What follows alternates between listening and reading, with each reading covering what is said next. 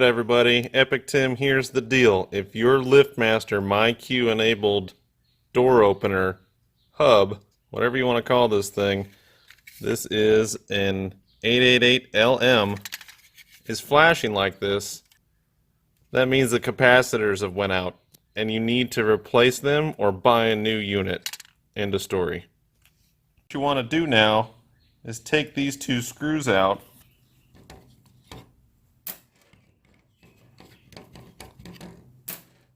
and pop that board out. There's two tabs holding the sides in. Just get your finger back there and it'll come out. Slide this out of the top and flip it over. It might be real tough to see. This capacitor on the bottom is bulged out on the end and that capacitor is flat, which means this one on the bottom is no good. It let out all that electric schmoo, which means it doesn't work anymore.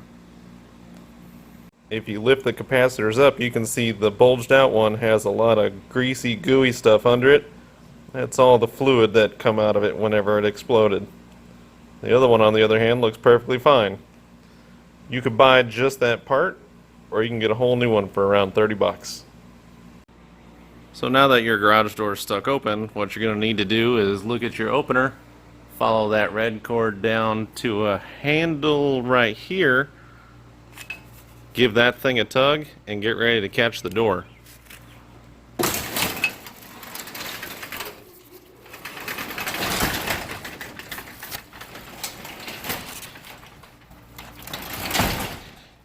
There we go.